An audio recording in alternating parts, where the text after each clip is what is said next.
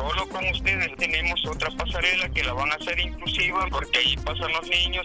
Hay que empezar resolviendo los problemas básicos de las mayorías populares. Estamos preocupados porque ya son 2 días que nos han quitado el agua por completo. Yo llevaba en Tupá súper grave, lo llevaba con vómito, con diarrea. Nos dieron las 10 de la noche y nada. Hora 10, de lunes a viernes a partir de las 10 de la mañana. Ante el incremento de casos de COVID-19 en el país y de la presencia de distintas variantes del coronavirus con distintos grados de peligrosidad y de contagio, es importante que recordemos las medidas de prevención. Use siempre mascarilla. Mantenga el distanciamiento físico de al menos 1,5 metros. Lávese constantemente las manos con agua y jabón o utilice alcohol en gel o en spray para desinfectar las manos. Si usted se cuida, contribuye al bien común. Este es un mensaje de Radio YSUCA.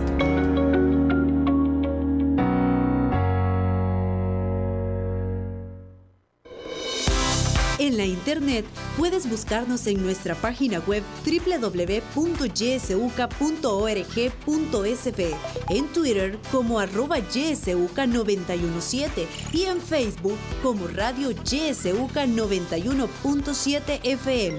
YSUCA, contigo en la nueva era digital.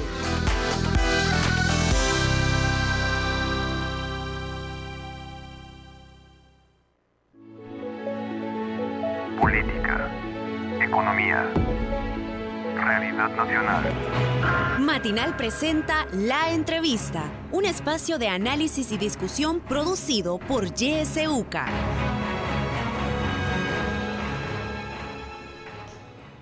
Muy buenos días a todos y a todas. Gracias por estar en sintonía del espacio de La Entrevista de YSUCA. Este día vamos a hablar de los 42 años del martirio de San Óscar Arnulfo Romero y qué ha pasado en este caso.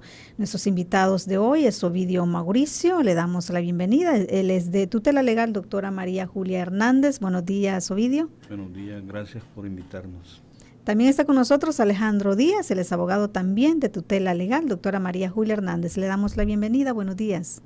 Buenos días a todas los que nos sintonizan. Gracias por invitarnos a la entrevista. Muchísimas gracias a ustedes por atender. Mañana 24 de marzo, como sabemos, se cumplen 42 años del martirio de Monseñor Romero. Tutela Legal es parte querellante en este caso, que se reabrió en 2017 a partir de que se derogara la ley de amnistía. A partir de esa fecha de 2017, ¿qué ha pasado? ¿Hay avances en esta investigación? ¿Qué podemos decir? Comencemos con Ovidio.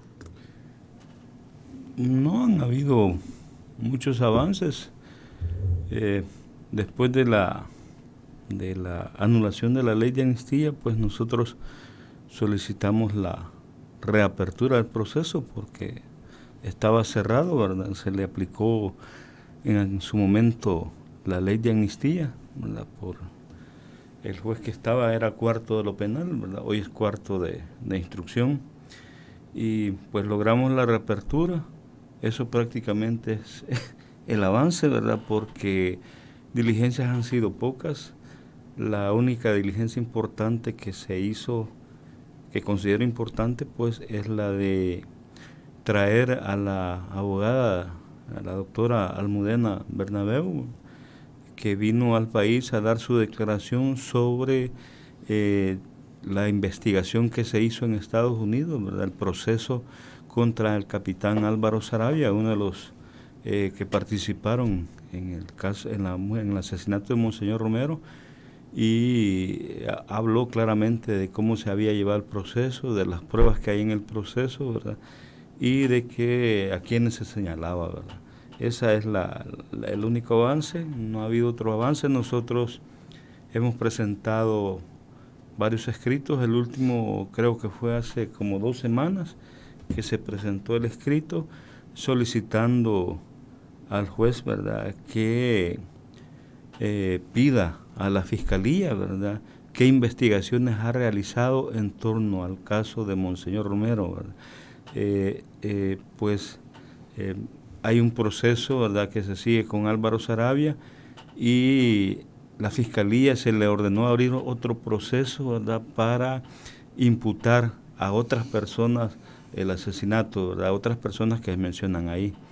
No sabemos ahorita qué ha hecho la Fiscalía, a pesar de que desde que se dio la orden fue hace como 2 años, ¿verdad?, y no sabemos qué ha hecho realmente la Fiscalía en esos 2 años.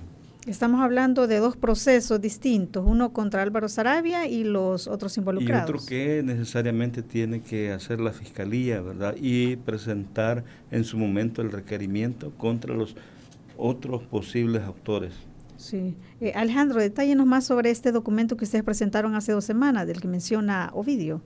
Sí, lo que sucede es que en octubre del 2018, como se dijo ya en 2017, se reapertura el proceso, logra tutela legal incorporar documentación que nunca se quiso incluir, ¿verdad?, ya que el proceso fue atropellado por el mismo Estado por muchos años, desde los 80, y en esta documentación van nombres, van, digamos, datos de estas personas que participan en el grupo que asesina a Monseñor Romero, lo dice la misma Comisión de la Verdad, la Comisión Interamericana, el juicio de Fresno, que es por eso que participa la doctora Bernabeu, y con esta documentación es que se le pide al juez de la causa que se investigue a estas personas, ¿verdad?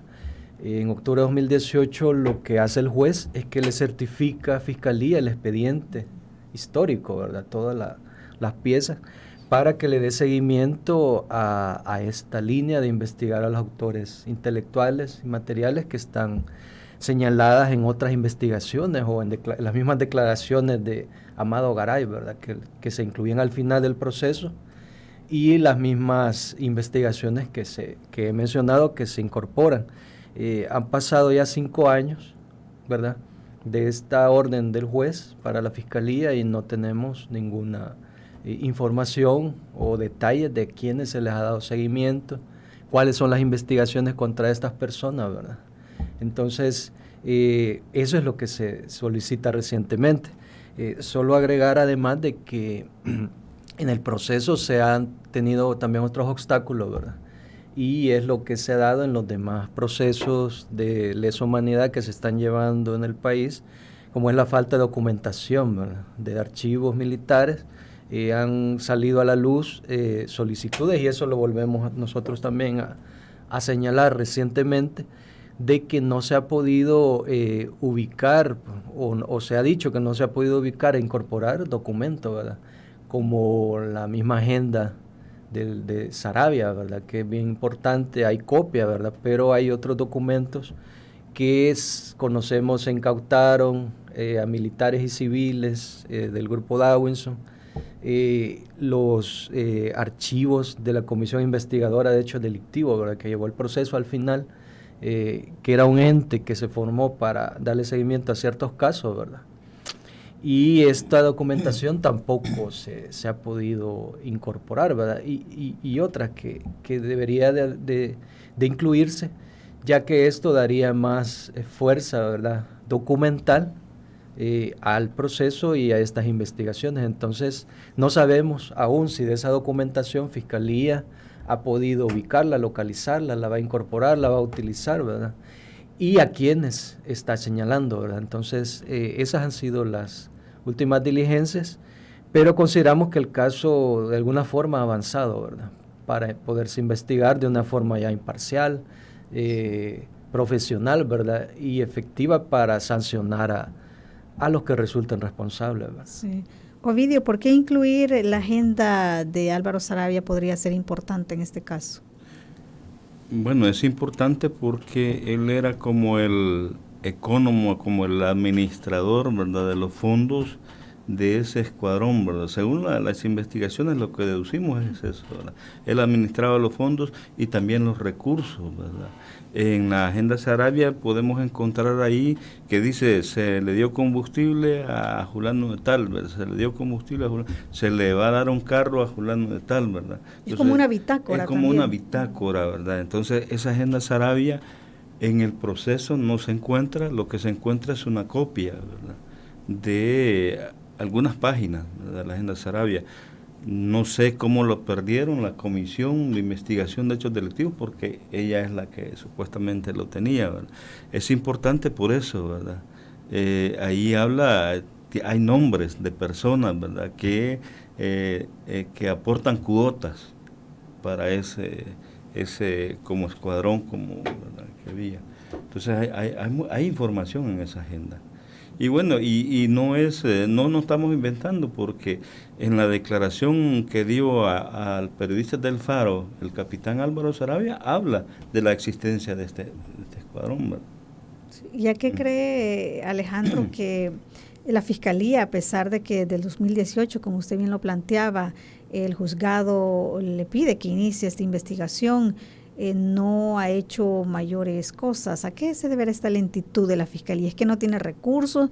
¿Es que son muy pocos los fiscales? ¿Qué es lo que estaría pasando? Sí, esa es una de las situaciones, ¿verdad?, que iba a mencionar dentro de muchas. Sí, la falta de los recursos, ¿verdad?, para poder llevar más casos, ¿verdad?, de que sean están en los tribunales o en ente fiscal. Entonces, no hay suficientes fiscales, no hay suficientes investigadores, ¿verdad?, para esto. Y lo otro es voluntad, ¿verdad?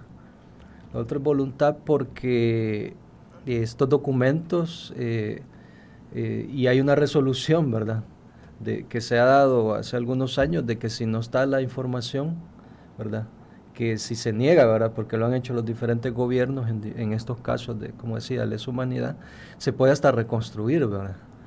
Pero también hay más elementos que quedaron sueltos, ¿verdad?, porque el proceso, como mencionábamos al principio, fue totalmente atropellado con fines políticos, ¿verdad? Se presentaron hasta testigos falsos, ¿verdad?, que al final en el mismo proceso se encuentra que estaban hasta en la cárcel, o se inventaron otros documentos y se dejaron fuera, ¿verdad?, otros para que pudieran al final evadir la justicia. Álvaro Saravia, que sabemos se va a Estados Unidos, es donde le hacen el juicio en Fresno, ¿verdad?, y lo condenan a 10 millones.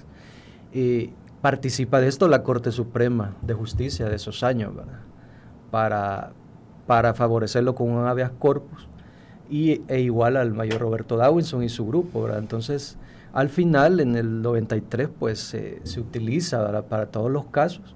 Otro de los obstáculos, que es la amnistía que se aplica, y es con eso que el caso se cierra, ¿verdad?, con esos obstáculos.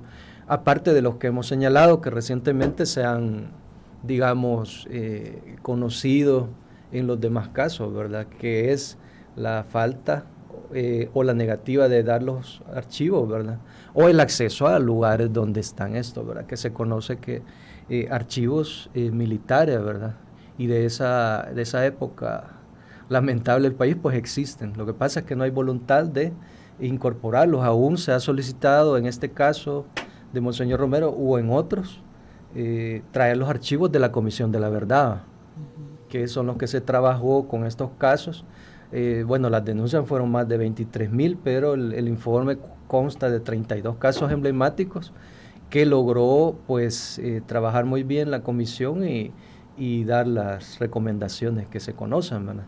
Entonces, toda esta falta de, digamos, de acceso a información que estamos señalando, voluntad y recursos, ¿verdad?, así como se quiere hacer una ley de justicia transicional, sin recursos no va a funcionar. Así se están llevando estos procesos, ¿verdad? Sí, y hablando del informe de la Comisión de la Verdad que usted mencionaba, este informe señalaba como responsable principal, ¿verdad?, del asesinato de Monseñor Romero al mayor Roberto Dawinson. Como ya sabemos, él falleció, pero aparte de él, ¿quiénes son otros señalados? Ya hablábamos de Álvaro Saravia, pero ¿quiénes son otros de los señalados en este caso? Y bueno, ahí hablábamos del grupo Dawinson, ¿verdad?, de la logística. Pueden resultar señalados hasta los capturados que en la finca San Luis, en el 7 de mayo, ¿verdad?, se capturan civiles y militares, y ahí se incautan documentación que hemos mencionado acá, pero la Comisión de la Verdad menciona apellidos, digamos, conocidos todavía, ¿verdad?, Mason, Sagrera, aún regalado, ¿verdad?, que dentro del proceso, pues, se menciona, ¿verdad?, a que era el seguridad de Roberto Dawson en la asamblea y conocido también miembro de los escuadrones. Entonces, estos nombres también pasan y se incluyen en la misma investigación que hace la Comisión Interamericana. En el año 2000 también da una resolución en contra del Estado, que por cierto hemos estado en estos 2 últimos años dándole seguimiento ante la Comisión Interamericana, y están también estos nombres, ¿verdad?, de ese grupo, y nosotros hemos incluido en el proceso penal acá, ¿verdad?, interno, también a algunos que se consideraban financistas, ¿verdad?, que estaban en Estados Unidos o en Miami y estaban dando los recursos, ¿verdad?, estaban proporcionando todos los recursos a estos grupos para cometer todas las atrocidades que se conocen de los 80, ¿verdad?, de los primeros años de los 80, y decir pues que con el asesinato de Monseñor Romero pues esto se intensificó, ¿verdad?, una de las situaciones que están muy claras, ¿verdad?, que él quiso pues detener esa ola, ¿verdad?, de crímenes en contra de población civil o crímenes de guerra, y por eso también fue asesinado, ¿verdad? Sí, en el caso de Álvaro Saravia, Ovidio, hay una orden de captura de la Interpol. Sí, hay una orden de captura que pues no se ha hecho efectiva. Nosotros sabemos dónde lo fue a entrevistar el Faro, ¿verdad? Me imagino que la policía lo sabe, pero no hace efectiva esa captura, ¿verdad? Está cerca aquí en Centroamérica, ¿verdad?, pero no lo hace. Yo digo que hay muchas formas de manipular la justicia, ¿verdad? Primero se puede manipular no dándole los recursos a los investigadores, ¿verdad?, teniendo una unidad con pocos fiscales, ¿verdad?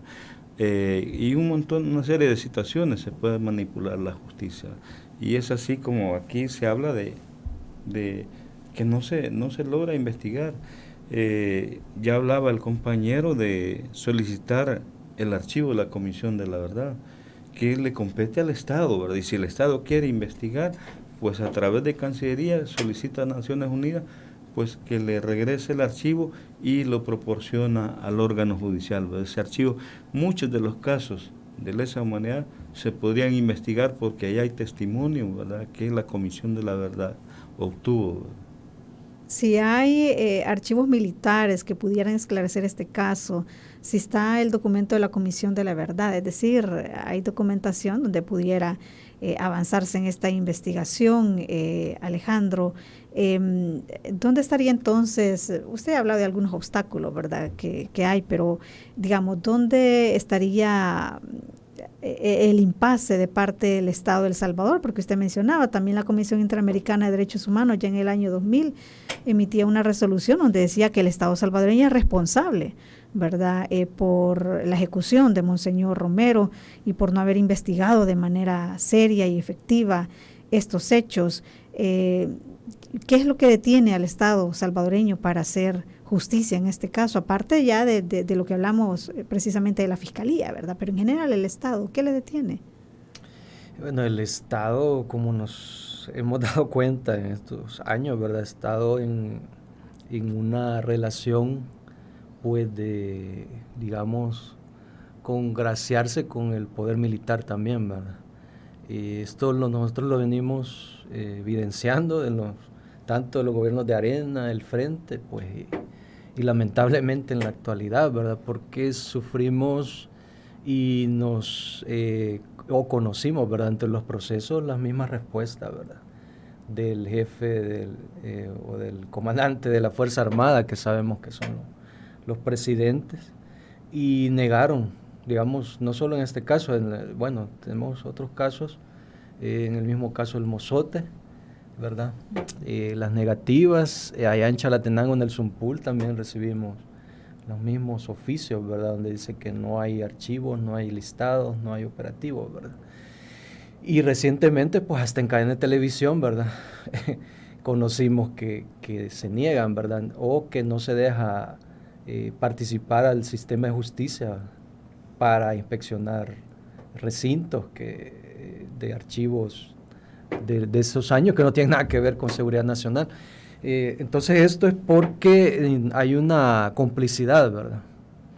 Y lo hemos llamado también un pacto pacto de negar la justicia y la verdad, porque hay todavía personas con intereses en las instituciones, en el Estado, asesores, ¿verdad? Bueno, en el caso jesuita lo hemos visto también, que se menciona algunos, ¿verdad?, que han estado impunes por muchos años, pero hay más, porque ahí esa documentación va a revelar toda la autoría intelectual, ¿verdad?, la planificación, no solo a ciertas personas a las que se quiere perseguir políticamente.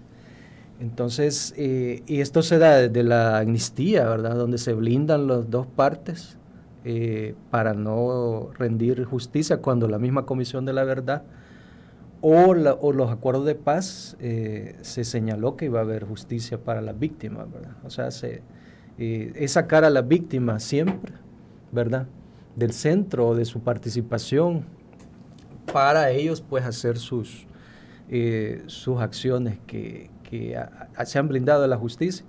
Y lo vemos recientemente, para no ir muy lejos, en una ley de amnistía o una nueva reedición de la amnistía que se quería aprobar, ¿verdad?, que gracias a la presión, ¿verdad?, de las organizaciones, y que también hubo un veto ahí un poco, había que analizarlo, no se pudo aprobar, ¿verdad?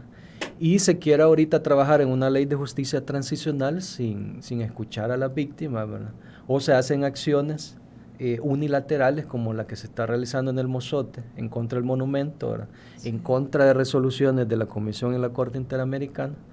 Entonces, en esa línea nunca se va a lograr hacer, como decía, unas investigaciones imparciales, ¿verdad?, y que se favorezca a las víctimas con reparaciones integrales, y mucho menos que se vaya a sancionar a los responsables intelectuales y materiales, ¿verdad?, porque no se hace de forma integral, imparcial, como señalábamos anteriormente, y con todos los recursos, ¿verdad? Entonces, es falta de voluntad, es un pacto, ¿verdad?, para no llegar a las últimas consecuencias en estos casos, y es lamentable, ¿verdad?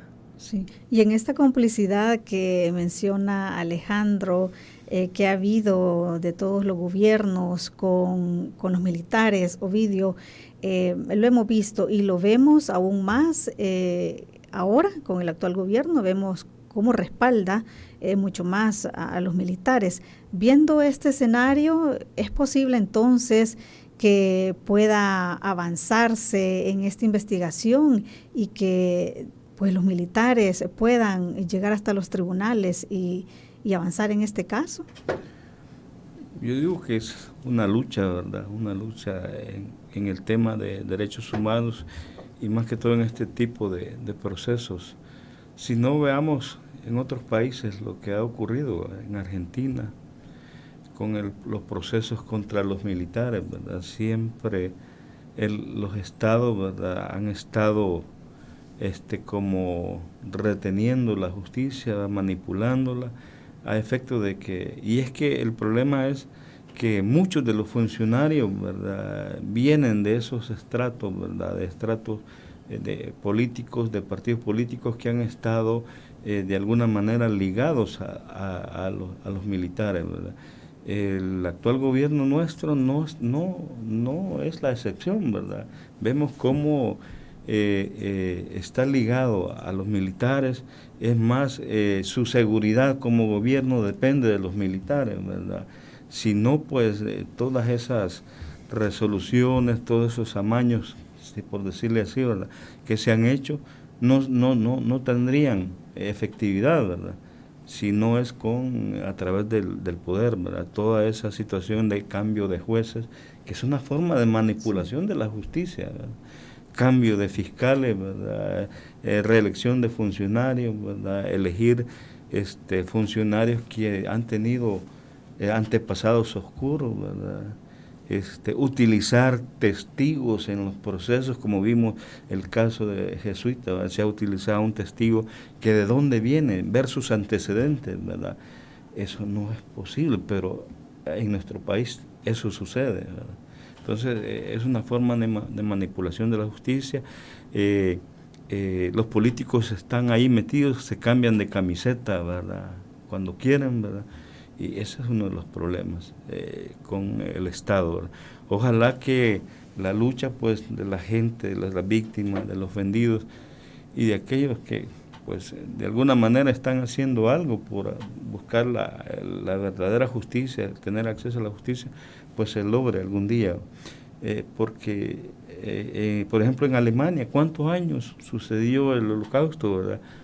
Y de repente vemos que se logra una titánica acción de defensores de derechos humanos, de víctimas, logran procesar a personas que cometieron graves crímenes de guerra, ya ancianos, ¿verdad? Pero ojalá logremos eso. Al menos los jesuitas han logrado a través de los tribunales de España tener condenado a uno de los principales actores de estos hechos, ¿verdad? Entonces ojalá lo logremos. Así es, hay que continuar con esta lucha. Alejandro, y en esta resolución que daba la Comisión Interamericana de Derechos Humanos en el año 2000, aquí hay un claro desacato, ¿verdad?, de parte del Estado salvadoreño. ¿Qué corresponde en este caso cuando el Estado, pues la Comisión le dice es responsable de la ejecución de Monseñor Romero, investigue, hágalo de manera seria, efectiva, y ya hemos visto que no lo hace? Es un claro desacato. ¿Qué corresponde? ¿Como organizaciones pueden interponer un recurso adicional para que pueda cumplirse esto? ¿O la Comisión Interamericana podría emitir alguna sanción al Estado salvadoreño por no acatar esta resolución? Bueno, tanto la Comisión como la Corte tienen sus procedimientos conocidos, bueno, por las organizaciones y por el Estado más que todo, ¿verdad? Esto porque, vaya, en el caso del Mozote, si nos vamos a la Corte, ahorita con toda la gravedad del proceso, ¿verdad? Ha dicho que va a dar una supervisión, pero reforzada, ¿verdad? O sea, está diciendo de que el Estado anda mal, ¿verdad?, en el cumplimiento, en los informes que está emitiendo. Y en el caso Romero, como mencionaba anteriormente, que es ante la comisión, ¿verdad?, porque el proceso llegó hasta con una resolución del año 2000, pues también ha dado seguimiento en estos últimos años, como señalábamos. Hemos tenido reuniones, ¿verdad?, con la comisión y la comisionada, la presidenta, que estuvo en esta audiencia, pues mostró su preocupación por este punto, ¿verdad?, de la investigación que se ordenó desde el año 2000, ¿verdad? Otro de los puntos era de que se acondicionara la legislación y se erradicara la amnistía, ¿verdad? Eso se logró con los años, no porque el Estado también haya hecho eso, ¿verdad?, o haya sido bastante, digamos, bueno con las víctimas, sino que fue el trabajo nosotros conocemos, ¿verdad?, porque se da la anulación de la amnistía, es una lucha también de años. Y entonces, en el caso de la investigación del caso Monseñor Romero, hay una preocupación de la comisión. Hemos, digamos, quedado en continuar ese seguimiento, la comisión lo ha dicho, y la preocupación de no investigarse a profundidad, ¿verdad?, el proceso, y conociendo pues los antecedentes que hemos señalado acá, ¿verdad? Todo lo que se dio en ese caso, los obstáculos, ¿verdad?, la utilización política, que esperaríamos que no vuelva a repetirse, ¿verdad?, porque en este caso es claro, ¿verdad?, el ataque que se hacía a rivales políticos, ¿verdad?, Dawinson, la Democracia Cristiana, o sea, fue un atropello, por eso decimos un atropello total. Y en otros casos, como el que hemos hablado, ¿verdad?, o señalado acá del caso jesuitas, pues no sería extraño, ¿verdad? Ya se conoce que la utilización de muchos procesos para estas situaciones. Entonces, la comisión va a decidir, ¿verdad?, al no ver la actividad del Estado positiva en cuanto a la investigación, pues darle seguimiento, ¿verdad? Y hay, pues sí, desacato, ¿verdad? Hay desacatos, no solo en este caso. Nosotros tenemos un material, un libro sobre los casos ante la comisión y también ante la Corte, ¿verdad? El 90% de los casos hay incumplimiento, ¿verdad? ¿Cuántos casos quedaron con la orden de la comisión, ¿verdad?, de buscar a los desaparecidos y que funcionaran los habeas corpus en el país, y ahí tenemos, ¿verdad?, que la cantidad de desaparecidos del conflicto, la cantidad de asesinados, ¿verdad?, y la cantidad de graves masacres que todavía se están investigando, pues se encuentran en la impunidad, ¿verdad? Si es el caso del Mozote, el que ha avanzado a una etapa había avanzado a una etapa donde va a una posible audiencia de sentencia, ¿verdad?, y de posible condena, porque las pruebas son contundentes, ¿verdad?, porque se ha podido avanzar con pruebas periciales, que son casos que las víctimas, ¿verdad?, los presentaron a los tribunales terminando los 80 y entrando a los 90, ¿verdad? Y de ahí es que se han ido construyendo, ¿verdad? Estos procesos no han salido recientemente o se han inventado, ¿verdad? Entonces, en esa línea es que la comisión les ha dado seguimiento, porque han tenido que llevarse a esas instancias, y la misma Corte, ¿verdad?, con sus sentencias o resoluciones.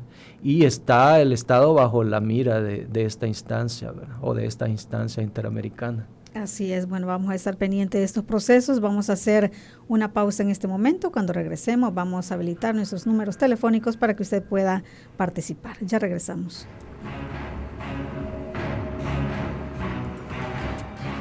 Buenos días. Celebra la vida junto a nosotros. YSUCA 91.7 FM. Las minas en abandono son una bomba de tiempo de las que nadie se hace responsable. El Ministerio de Economía reportó 15 minas abandonadas en la zona oriental de El Salvador y están contaminando el agua. Estos lugares necesitan de restauración y remediación por los daños ambientales que provocaron las empresas mineras por la explotación de oro, plata y otros minerales en el pasado. A 5 años de la ley de prohibición de la minería metálica, demandamos del Estado resolver la problemática de los pasivos mineros ambientales. Mesa Nacional frente a la minería metálica en El Salvador. Toma nota. El Observatorio Universitario de Derechos Humanos de la UCA, OUDH, le invita a la conferencia de prensa y foro público del Informe Anual sobre la Situación de los Derechos Humanos en El Salvador 2021. Fecha, miércoles 23 de marzo. Hora, 9 de la mañana. Lugar, Auditorio Segundo Montes en el campus de la UCA. Informe Anual sobre la Situación de los Derechos Humanos en El Salvador 2021.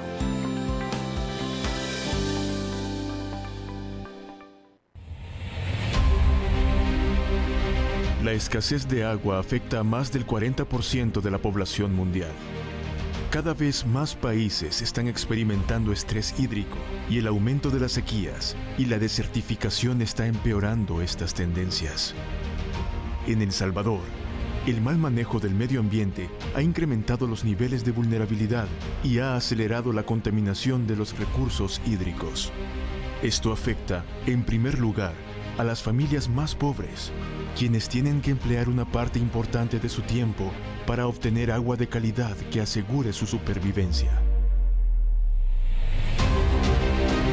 El país demanda una ley de recursos hídricos que atienda las necesidades reales de la población. Este es un mensaje de Radio YSUCA en el Día Mundial del Agua.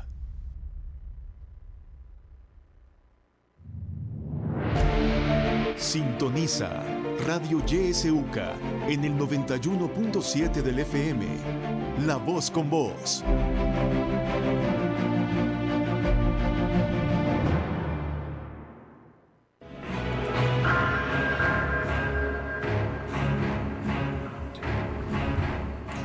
Siete de la mañana con 34 minutos. Continuamos con el espacio de la entrevista. Estamos hablando del 42 aniversario del martirio de San Óscar Arnulfo Romero y se encuentra con nosotros Ovidio Mauricio y Alejandro Díaz, de tutela legal doctora María Julia Hernández. Si usted quiere participar, puede marcar nuestros números 2275-9501, 2275-9502 y nuestro WhatsApp, que siempre está disponible, 7571-2779. Ahí nos puede dejar sus mensajes de voz o de texto. También puede hacernos llegar sus comentarios a través de las redes sociales. Recuerde que estamos transmitiendo vía Facebook Live.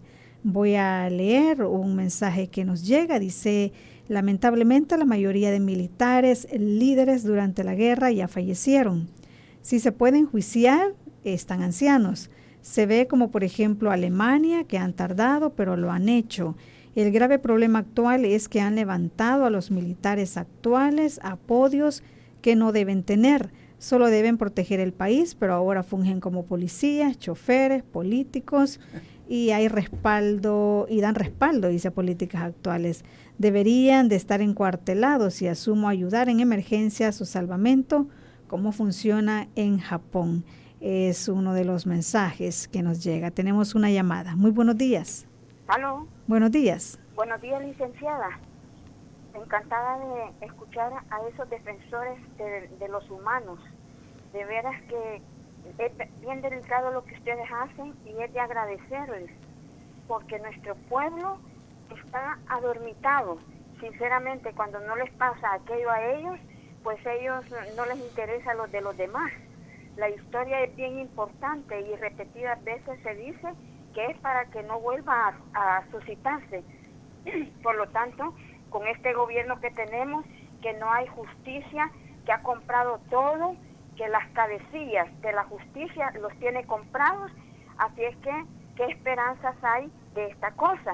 Y quiero decirles, invitados, muchas gracias por todo lo que hacen por nosotros, que no hay excusa para decir que no hay investigación, si todo está ya elaborado. Derechos Humanos tiene ya su archivo de todo lo que suscitó y quizás más real que el que esconde la Fuerza Armada. Yo creo que hay archivos internacionales también. Entonces, ahorita lo que hace falta es exigirle a estas autoridades que nosotros les pagamos para que trabajen por el pueblo, porque de nosotros, de nuestro sudor, salen los grandes salarios de estos haraganes. Sinceramente, lo que hace falta es que capturen a los criminales, a los que están vivos, que los lleven al banquillo de los acusados y que los hagan que mueran en la cárcel, porque ya poco tiempo les queda. Sinceramente, fíjese que este señor gobierno que tenemos, este presidente Bukele, este es tapadera, es alienado con la Fuerza Armada porque lo protege todas las picardías que está haciendo, y la oligarquía que es servil él, porque la oligarquía nuestra todavía existe, el capitalismo que todavía nos está haciendo daño, que participaron en los crímenes financiando con Estados Unidos a los criminales, a la Fuerza Armada. Por lo tanto, este gobierno lo sabe todo, lo que pasa es que no quiere hacer nada. Bueno, muchísimas gracias por su participación. Bueno, ahí mencionaban, ¿verdad?, la falta de voluntad, que es lo que estamos hablando, y también lo que planteaban en el mensaje que leí anteriormente, que muchos militares pues ya fallecieron y otros están muy ancianos. Tenemos una llamada más. Vamos a dar paso. Buenos días. Sí, buenos días. Gracias. Adelante. Interesante el tema, ¿no? En el caso de Monseñor, pues hay datos sobre este crimen. En el caso del Mozote, pues me dicen algunos amigos en el ejército que antes de que esto sucediera, quizás simpatizantes del frente pues envenenaron a 2 secciones de tropa nacional. Habría que ver si esto es así y a veces equilibrar las cosas, y tal vez hablando y luego con el ejército se logra aclarar esto, ¿no? Bueno, muchísimas gracias. Tenemos otra llamada. Buenos días. Buenos días, Imelita. Buenos días a los 2 invitados. Soy Carlos Cáliz y estoy en San Tomás. En el libro de Los Escuadrones de la Muerte en El Salvador, ya desclasificado, aparecen todas las familias riquísimas del país involucradas. Como cabecilla se conoce a este señor Davizón. No tenía ningún hígado de humano. Un día, según el libro de Los Escuadrones de la Muerte en El Salvador, dice, se reunieron todos los que estaban fundando el partido Arena y decidieron secuestrar a un señor de apellido Mackenzie. Lo desaparecieron, le quitaron el dinero. ¿cómo no iban a seguir masacrando si entre ellos mismos se mordieron y acabaron con la vida de tanta gente como nuestro Monseñor Romero, que ahora nos ocupa y nos ha ocupado siempre? El Estado conoce perfectamente, pero sigue el trabajo de seguir protegiendo a las oligarquías, que son gente sin quitarle sus méritos, que ha venido a El Salvador huyendo de sus países sin nada, con una mano adelante y la otra atrás, pero son ahora los dueños de nuestro país en su realidad, mientras los vivientes nativos de aquí vivimos y viven en las quebradas que se los llevan cada vez las correntadas. Bueno, muchísimas gracias por su participación. Hay una llamada más. Buenos días. Muy buenos días. Felicitarles por la excelente labor de rescate de la memoria histórica, por la conmemoración de tan trágico hecho. Me gustaría hacer dos cosas.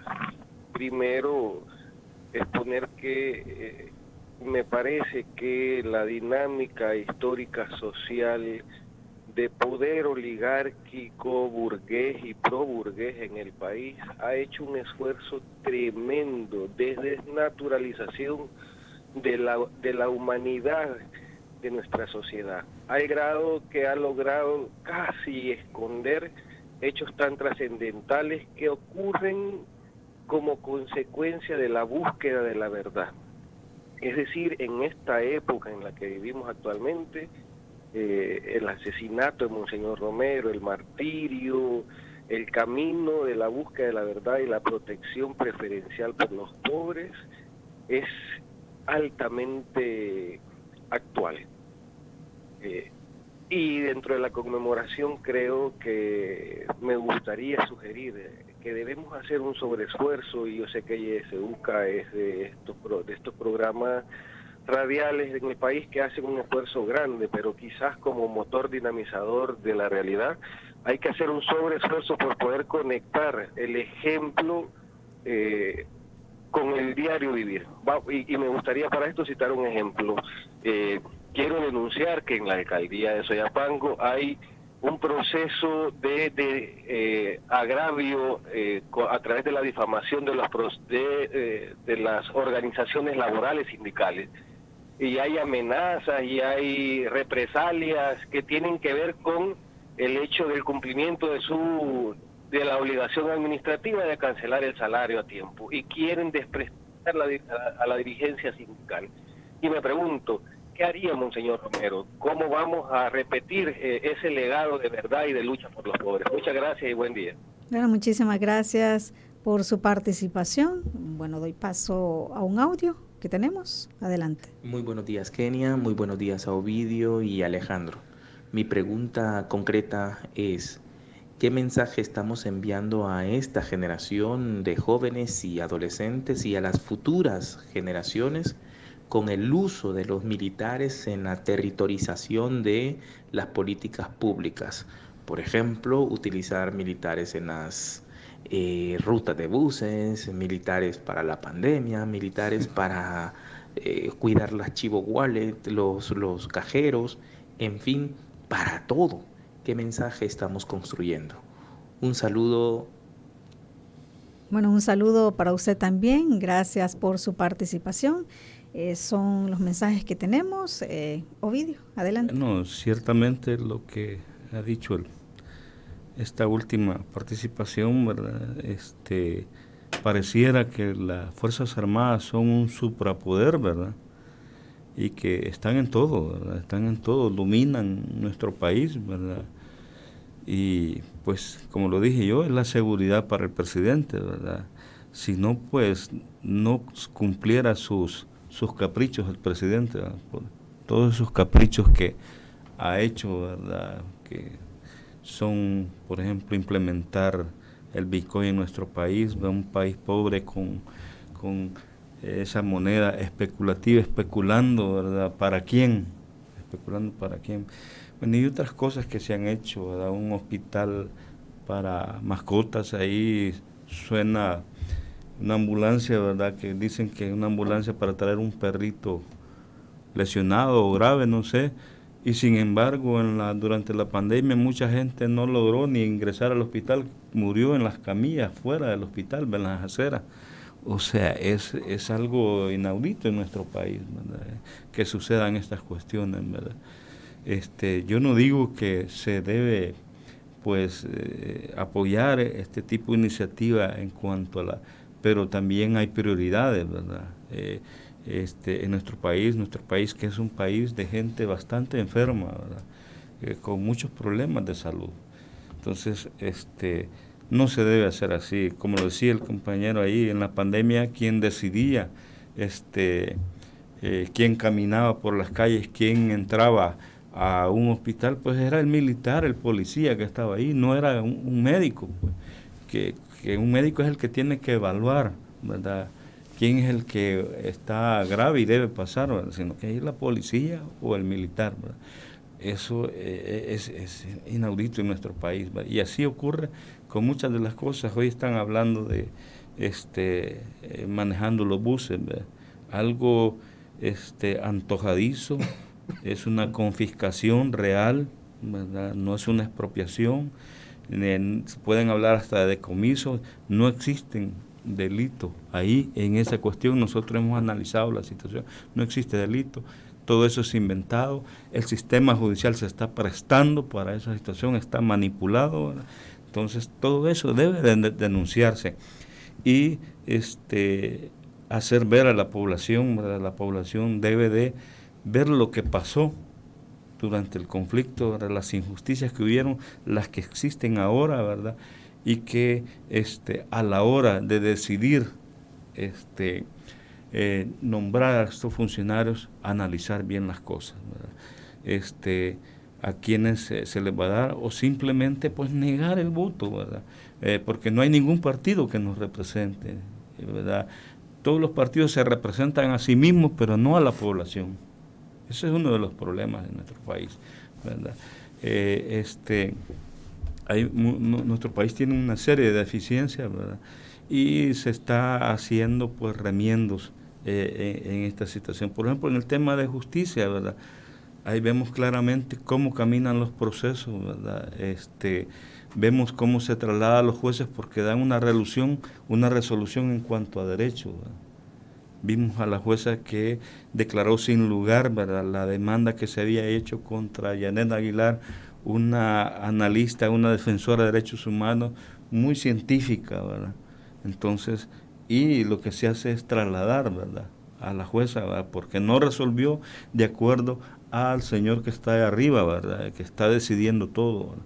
O sea, eso no puede ser. El sistema judicial deberían de renunciar si no quieren cumplir con la ley, ¿verdad?, esos jueces, ¿verdad? Para mí, ahí debería de ver la población la situación, cómo se está dando, ¿verdad?, esa monopolio, ¿verdad?, en todo lo que es el funcionamiento del Estado. Sí, y también planteaba alguien que nos llamaba, nos sintonizaba, Alejandro, y decía, ¿qué haría Monseñor Romero ante todas estas violaciones a derechos humanos? Él planteaba una en particular, ¿verdad?, el despido de muchas personas en diferentes alcaldías. Él se refería a una alcaldía en particular, pero esto está sucediendo en muchas alcaldías y eso solo es una muestra de muchas violaciones a derechos humanos que están ocurriendo actualmente.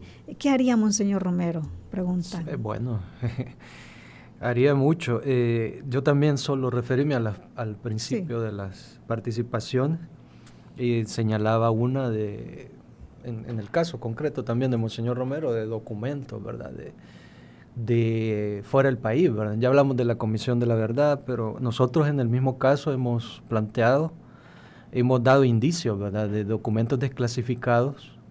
Incluimos en este caso, bueno, desde el 2017, algunos que se referían a los Escuadrones de la Muerte, al grupo Dawinson, bueno, a los financistas, ¿verdad? Entonces hay unas diligencias que el juez ha mencionado para traer al país a archivistas, ¿verdad?, internacionales. Está la Universidad de Washington, que ha manejado muchos casos, ¿verdad?, que pudieron desclasificarse. Se habló de masacres en el Bajo Lempa, otros casos que están incluidos en esos archivos que han podido ser recuperados, ¿verdad? Entonces, dentro del caso Romero hay mucha documentación que debe de traerse, ¿verdad? Y de incorporarse por esa situación.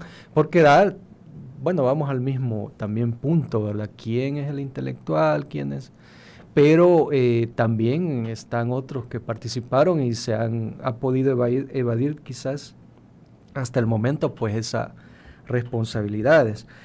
La otra era de otro amigo que señalaba a los militares y de que quizás había algún tipo de preferencia en los casos o que se atacaba más es bien complicado que en estos años no se ha querido, ¿verdad?, explicar al país, ¿verdad?, los casos cometidos en contra de población civil fuera de cualquier parámetro de guerra y que son crímenes de lesa humanidad, y que estos informes, como el de la Comisión de la Verdad, detalló claramente quiénes cometieron los hechos, en qué grado, ¿verdad?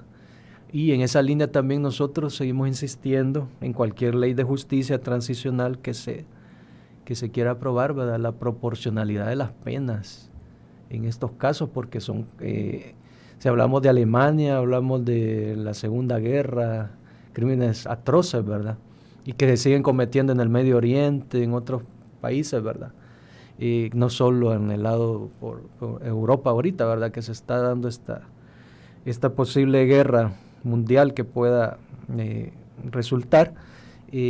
Hay parámetros, ¿verdad?, internacionales que están muy detallados. Entonces no es que las organizaciones, las víctimas o un grupo específico quiera implicar solo al militar, ¿verdad?, pero están los informes que detallan que el 90% pues, de los hechos, crímenes de este tipo, pues, fueron cometidos por el Estado, ¿verdad? En esa línea, pues así están las investigaciones y no es algo antojadizo, ¿verdad?, se puede decir. Y ya señalamos que estos casos han sido presentados en los tribunales desde los 90, en la fiscalía, han estado archivados con amnistía, y eso ha detenido, ¿verdad? Son obstáculos. Y por último, pues lo que se señalaba en cuanto a Monseñor Romero. Bueno, sí, es lamentable también que el legado, ¿verdad?, porque el legado es algo muy grande, creo que al país le queda muy grande, ¿verdad?, de un santo que abogó por el cambio de estructuras del país, ¿verdad? Entonces él estaría en eso, ¿verdad?, abogando por el cambio de estas estructuras injustas, ¿verdad? Esa era su lucha.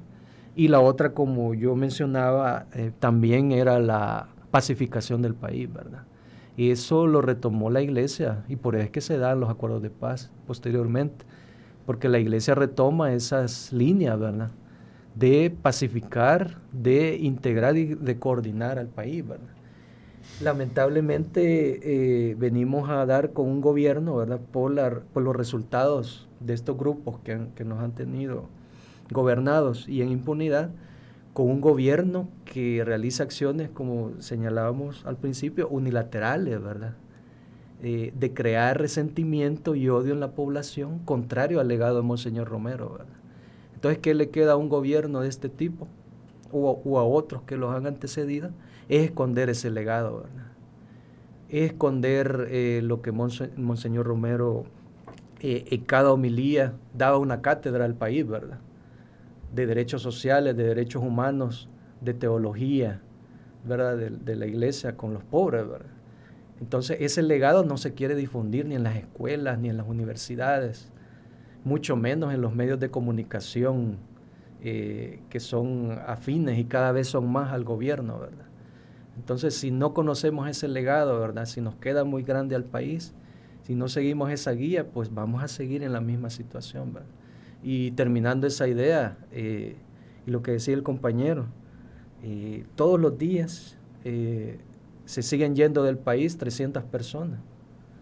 Todos los días son deportadas, todos los días buscan refugio por violencia, por amenazas, por las condiciones estructurales graves, la población de nuestro país, ¿verdad? Entonces, de los años 70 a la actualidad no ha cambiado ninguna de esas situaciones, y por eso ese legado sigue vigente, por eso hay que estudiarlo, hay que difundirlo, ¿verdad?, en la población, porque puede ser la única luz que nos queda, ¿verdad?, en todas estas luchas y en este círculo de impunidad que vive el país, ¿verdad?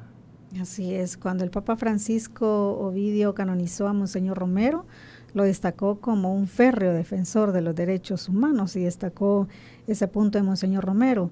¿Qué significa que Monseñor Romero, siendo defensor de derechos humanos y ahora un santo, su asesinato aún queda impune 42 años después?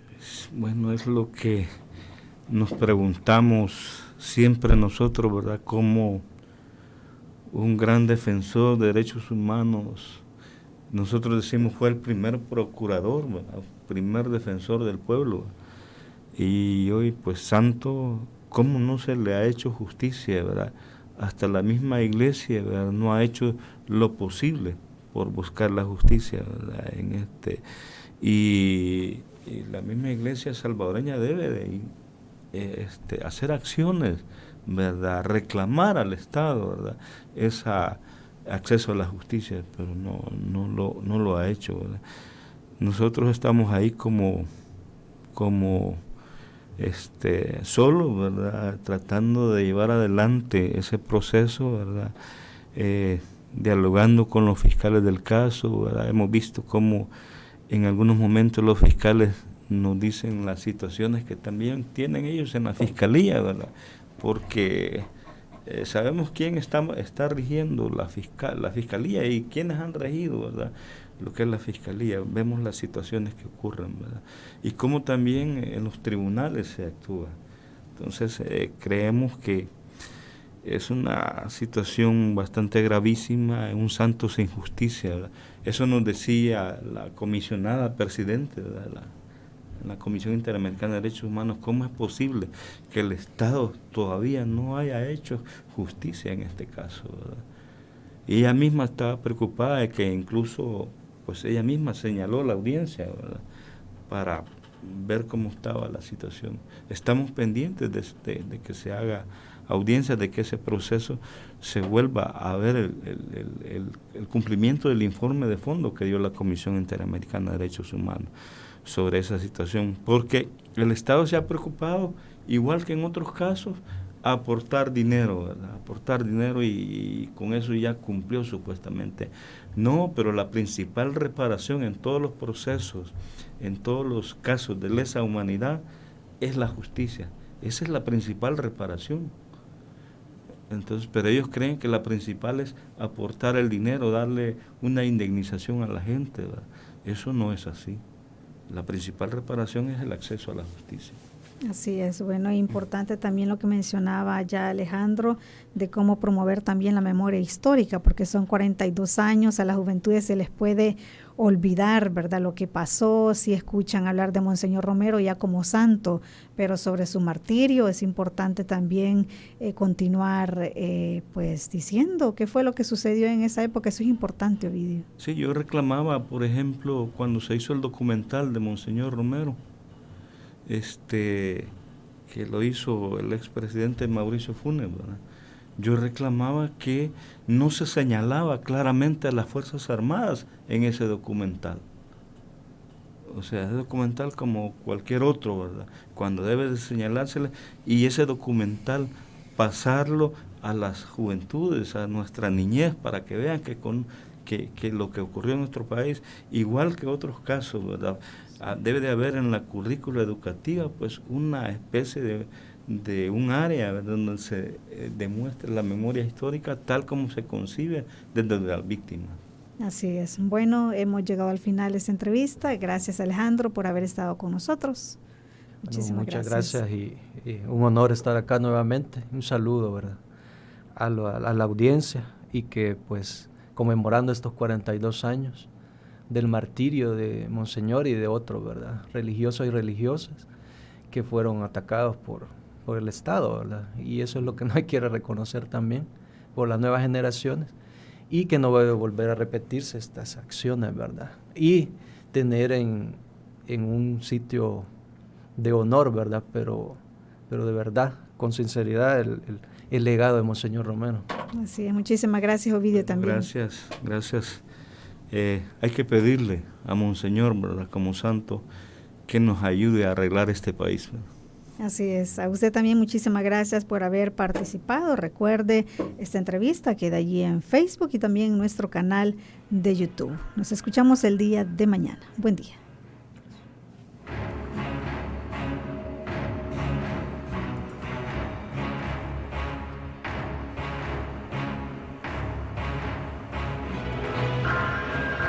Esta fue la entrevista en la matinal.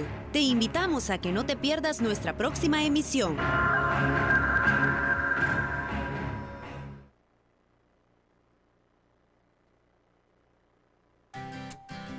En Radio YSUCA